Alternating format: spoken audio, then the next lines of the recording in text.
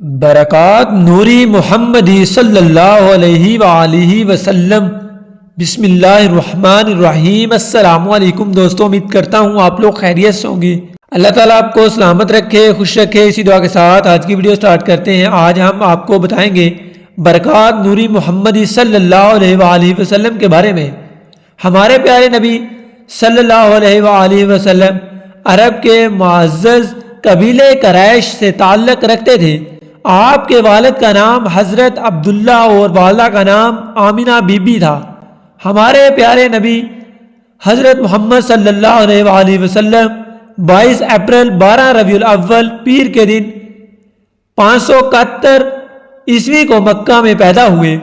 اللہ تعالیٰ نے سب سے پہلے بلا واسطہ اپنے حبیب محمد صلی اللہ علیہ وآلہ وسلم کا نور پیدا کیا، پھر اس نور کو خالق عالم کا واسطہ ٹھہرایا اور علم روحی میں اس روح سرایہ نور کو وصف نبوت سے سرفراز فرمایا۔ چنانچہ ایک روز صحابہ اکرام نے حضور صلی اللہ علیہ وآلہ وسلم سے پوچھا، آپ کی نبوت کب ثابت ہوئی؟ آپ نے فرمایا، وَآدَمُ بَيْنَ الرُّوحِ وَالْجُسْدِ، یعنی میں اس وقت بھی نبی تھا جبکہ آدم کی روح نے جسم سے تعلق نہیں پکڑا تھا۔ بعد ازاں اس عالم میں اللہ تعالیٰ نے دیگر انبیاء کرام کی روحوں سے وہ عہد لیا جس وقت ان پیغمبروں کی روحوں نے عہد مذکورہ کے مطابق حضور کی نبوت و وحدت کا اقرار کر لیا، اور فیضان نور محمدی سے ان روحوں میں وہ قبیلیت پیدا ہو گئی کہ دنیا میں اپنے اپنے وقت میں ان کو منصب نبوت عطا ہوا، ان کے معجزات ظہور میں آئے۔ امام بصری نے خوب فرمایا، معجزے جتنے کے لائے رسولانہ کرام، لڑائی کے نور سے جا ملتی ہے سب کی بہم، آفتاب فضل ہے کہ سب کو باقب اس کے تھے، ظلمتوں میں نور پھیلایا جنہوں نے علیہ السلام کو پیدا کیا تو اپنے حبیب پاک کے نور کو ان کی پشت مبارک میں بطور رکھا۔ اس نور کے انوار ان کی پشانی میں یوں نمایاں تھے جیسے آفتاب آسمان اور چاند اندھیری رات میں، اور ان سے عہد لیا گیا کہ یہ نور انوار پاک پشتوں سے پاک رحموں میں منتقل ہوا کرے۔ اس واسطے جب وہ حضرت حوا علیہ السلام سے مقاربت کا ارادہ کرتے تو انہیں پاک و پاکیزہ ہونے کی تاکید فرماتے، یہاں تک کہ وہ نور حضرت حوا علیہ السلام کے رحم پاک میں منتقل ہو گیا۔ اس وقت وہ انوار جو حضرت آدم علیہ السلام کی پیشانی میں تھا حضرت حوا کی پیشانی میں نمودار ہوا۔ ایام حمل میں حضرت آدم علیہ السلام نے بپاس آدم تعظیم حضرت حوا سے مقربت ترک کر دی، یہاں تک کہ حضرت شیش علیہ السلام پیدا ہوئے تو وہ نور آن کی پشت میں منتقل ہو گیا۔ یہ حضور علیہ السلام کا معجزہ تھا کہ حضرت شیش علیہ السلام اکیلے پیدا ہوئے، آپ کے بعد لڑکا اور لڑکی پیدا ہوتا رہا۔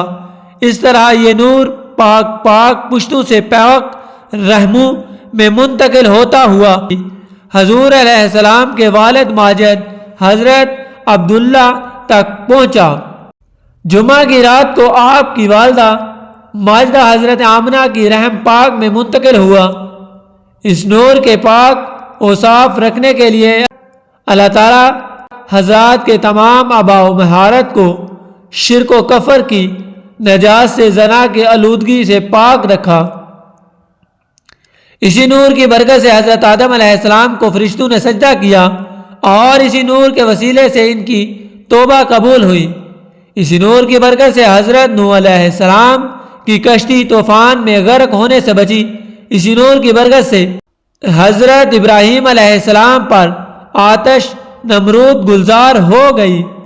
جب حضرات اور اسی نور کے تفیل سے حضرات انبیاء سابقین علیہ نبیین علیہ والصلاۃ و تسلیمات پر اللہ تعالیٰ کی عنایات بے غائب ہوئی، جب ان حضرات علیہ السلام غزوہ تبوک سے واپس تشریف لائے، عباس رضی اللہ تعالیٰ عنہ نے حضور کی اجازت سے آپ کی مدح میں چند اشعار عرض کیے۔ آپ وہ مقدس ذات ہیں کہ اگر آپ نہ ہوتے تو ہرگز کوئی آدمی پیدا نہ ہوتا اور نہ کوئی مخلوق پیدا ہوتی۔ آپ وہ ہیں کہ آپ کے نور سے چاند کو روشنی ہے اور سورج آپ ہی کے نور ضیاب سے چمک رہا ہے۔ آپ وہ ہیں کہ جب آدم نے لغزش کے سبب سے آپ کا وسیلہ پکڑا تو وہ کامیاب ہو گئے، حالانکہ وہ آپ کے باپ ہیں۔ آپ کے وسیلے سے خلیل نے دعا مانگی تو آپ کے روشن نور سے آگ ان پر ٹھنڈی ہو گئی اور بجھ گئی، اور ایوب نے اپنی مصیبت میں آپ ہی کو پکارا تو اس کے پکارنے پر ان کی مصیبت دور ہو گئی۔ اسی طرح موسیٰ آپ کا وسیلہ پکڑنے والے اور قیامت میں آپ کے سبزدار میں پناہ لینے والے رہیں، اور انبیاء اور مخلوقات میں سے ہر مخلوق اور پیغمبر اور فرشتے آپ کے جھنڈے تلے ہوں گے۔ صلو علی الحبیب صلی اللہ تعالی علی محمد صلی اللہ علیہ وآلہ وسلم۔